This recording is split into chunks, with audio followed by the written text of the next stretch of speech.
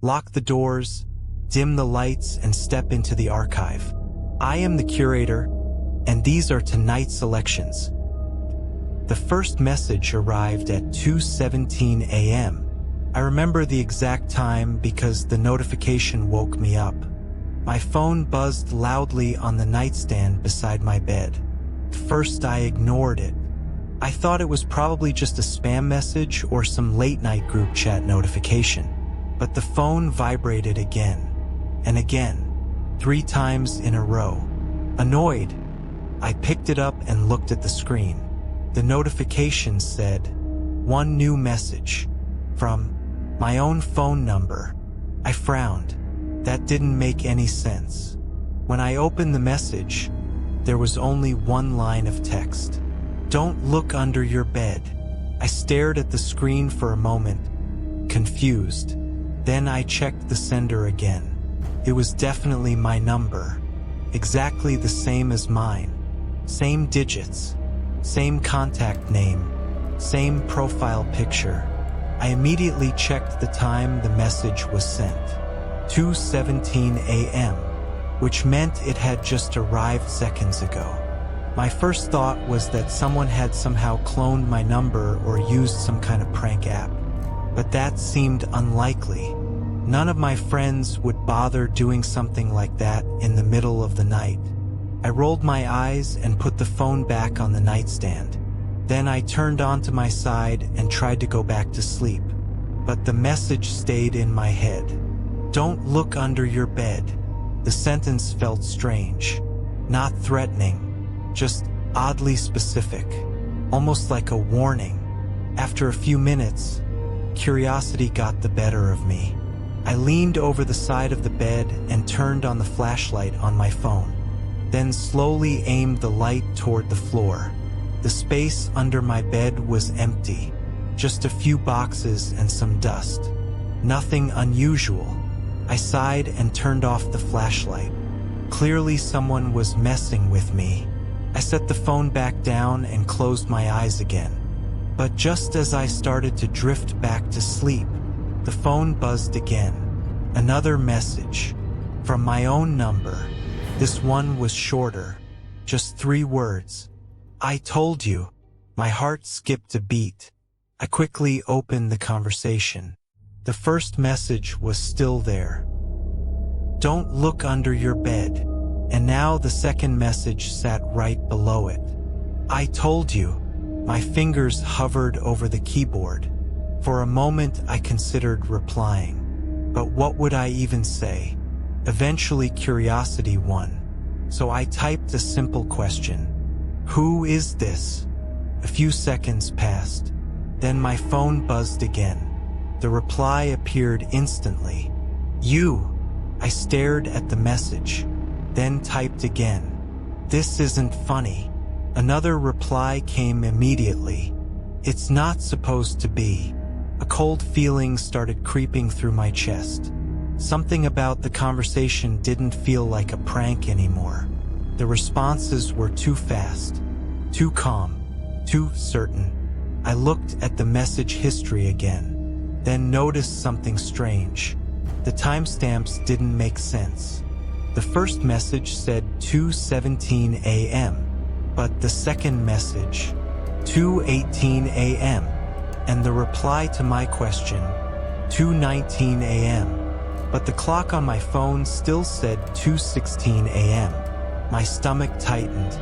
The messages were arriving from the future, just a few minutes ahead. Before I could even think about what that meant, another message appeared. From my number. This time it was longer. "In 2 minutes you're going to hear something under the bed." My entire body went still. I slowly looked down at the edge of my mattress. The dark space beneath it looked deeper than before. My heart began beating faster, because the message had a timestamp, 2:20 a.m., but the clock on my phone still said 2:18, which meant the message had been sent 2 minutes in the future. Then my phone buzzed again. Another message appeared. "Don't move," and right as the clock changed to 2:20 a.m., I heard it, a soft sound, from directly under my bed. Something slowly scratching against the floor. The scratching sound under my bed stopped, but I didn't move. My eyes were locked on the dark space beside the mattress. My heart was beating so loudly it felt like the entire room could hear it. Slowly, I looked back down at my phone. The last message still glowed on the screen. "Don't move." My fingers felt cold as I held the phone, because the message had appeared before the sound happened. Like whoever was texting me already knew. Before I could think about it any longer, my phone buzzed again. Another message. From my own number. I swallowed and opened it. "It heard you earlier." A chill ran down my spine. I quickly typed back, "What heard me?" The reply came instantly. "The thing under your bed." My stomach dropped. I slowly pulled my legs closer to my chest, keeping them safely on the mattress. The floor beside the bed suddenly felt too close, too exposed. My phone vibrated again. Another message appeared. "Don't let your feet touch the floor." I froze, because I hadn't even been thinking about getting out of bed. Yet somehow the messages seemed to know exactly what I was doing, or what I was about to do. I stared at the dark gap beneath the bed again. Nothing moved, but the silence felt heavy, like something was waiting. Then my phone buzzed again. Another message. "It's crawling now." My throat went dry. The room was completely silent. But as soon as I finished reading the message, I heard it. A faint dragging sound. Slow, careful. Something moving across the floor, directly beneath the mattress. The sound traveled from one side of the bed to the other, like something crawling slowly beneath me. My entire body went rigid. I could hear faint breathing now. Low, wet, almost like someone struggling to breathe quietly. My phone buzzed again. Another message appeared. "Do not look under the bed." My hands began shaking, because that was exactly what I was thinking about doing. I typed quickly, "What is it?" The reply came immediately. "You." My chest tightened. I stared at the message again, trying to understand what it meant. Then the next message arrived. This one longer than the others. "The one under the bed is you from tomorrow." My mind struggled to process the words. Before I could reply, another message appeared. "It wasn't always under the bed." A second message followed. "Tonight is when it gets there." My breathing became shallow, because suddenly I remembered something. The timestamps. The messages were coming from a few minutes in the future, which meant whoever was texting me was seeing what was about to happen. Then another message appeared. "In 1 minute you're going to hear your voice." My blood turned cold. I stared at the phone, waiting. The clock changed to 2:22 a.m., and right on cue, from underneath the bed, I heard something whisper, very softly, very slowly, in a voice that sounded exactly like mine. "Don't look under the bed." The whisper came again, soft, dry, barely louder than breathing, from directly beneath the mattress. "Don't look under the bed." My entire body locked up, because the voice sounded exactly like mine. Same tone, same rhythm, same quiet way I spoke when I was nervous. I slowly lifted my phone again. My hands were shaking now. The screen lit up with another message. From my own number. "You heard it, didn't you?" I stared at the message. My fingers hovered over the keyboard. Then I typed slowly. That voice was mine. The reply appeared instantly. "Yes." My chest tightened. Before I could ask anything else, another message appeared. "It's trying to get you to look." I swallowed hard. The scratching sound started again, right beneath the bed, something shifting slowly across the floor, like someone crawling in circles. Then another message arrived. "Do not look under the bed." The words were written in capital letters this time. More urgent, more desperate. I typed back quickly. "What happens if I do?" There was a longer pause this time, almost 10 seconds. Then the phone buzzed again. The reply appeared. "That's how I got here." My stomach twisted. I stared down at the edge of the bed again. The darkness underneath felt deeper now, like the floor had disappeared. The whisper came again, closer this time. "Just look, please." My skin crawled, because it sounded desperate, almost like someone begging. My phone buzzed again. Another message appeared. "It knows curiosity will win."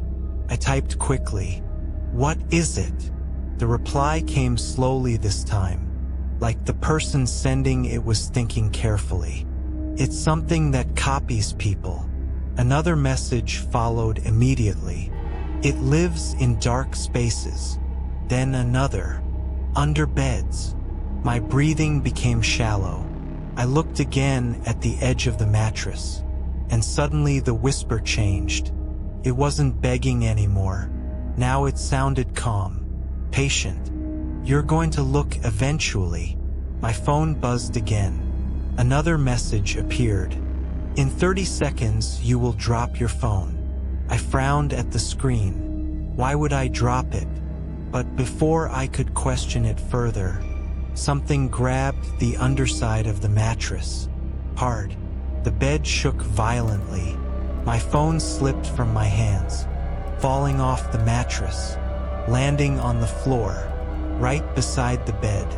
In the darkness, my heart started racing, because now the phone screen was still glowing on the floor, and the camera on the back of the phone was pointed directly under the bed.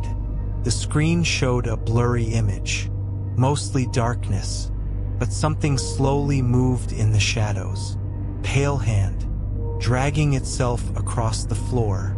Then the camera shifted slightly, and I saw a face, my face, staring back from the darkness under the bed. Its lips slowly curled into a smile. Then the phone buzzed one more time. A new message appeared on the screen. "This is the part where you look." The phone lay on the floor beside the bed, the screen glowing in the darkness, and the camera was still pointed directly under the mattress. I stared down at it, my heart pounding so hard it felt like my ribs were shaking, because the screen clearly showed something moving under the bed. The pale face I had just seen was still there, my face, staring straight into the camera, smiling. But the thing under the bed wasn't looking at the phone. It was looking up, toward the edge of the mattress, toward me. The whisper came again, soft, slow, almost patient. "Just look." My hands tightened on the bedsheet. Every instinct screamed at me not to move, but curiosity is a powerful thing. Slowly, I leaned forward, just a little, trying to see the floor without getting too close. The phone buzzed again. Another message appeared. I could see the words from where I was sitting. "Stop." The message came from my number again, but this time there was another line below it. "If you look, it replaces you." My breathing became uneven, because the phone on the floor suddenly buzzed again. Another message appeared immediately after, but this one looked different. The sender was still my number, yet the text was written strangely, almost rushed. "Don't listen to that one." My chest tightened. Another message appeared. "Look under the bed." Then another. "It's the only way out." My mind started spinning. Two different messages, both from my number, both telling me opposite things. Then suddenly the phone buzzed again. a new message appeared, this one longer than the others. The thing texting you isn't you from the future. My stomach dropped. Another message appeared beneath it. It's the one under the bed. The whisper came again from below the mattress, this time louder, more desperate. Look, please. I slowly slid off the bed, keeping my feet on the mattress frame so they wouldn't touch the floor. My eyes stayed locked on the glowing phone screen below. Another message appeared. It can only leave if you look at it. The whisper below the bed suddenly turned into a soft laugh. Quiet, wet, almost excited. And that's when I realized something horrifying. The messages that had been warning me had stopped. The phone buzzed again, but this time there was only one new message. Thank you. My stomach twisted, because the message had been sent from my number, but the timestamp read 2:41 a.m., almost 20 minutes into the future. Slowly, very slowly, I leaned over the edge of the bed and looked down. The phone light illuminated the floor beneath the mattress, and the space under the bed was empty. Nothing there. No face, no hands, no shadow, just the cold wooden floor. For a moment, I felt relief wash over me, until I heard something behind me, a quiet sound, a slow movement, like someone climbing onto the bed, right behind my back. The whisper returned, but this time it didn't come from under the bed. It came from right behind my ear, in a voice that sounded exactly like mine. Now check your phone. My hands trembled as I picked up the device from the floor. The screen lit up with one final message, sent from my number, but this time, the contact name had changed. And now read, under your bed, and the message said, your turn to text the next one.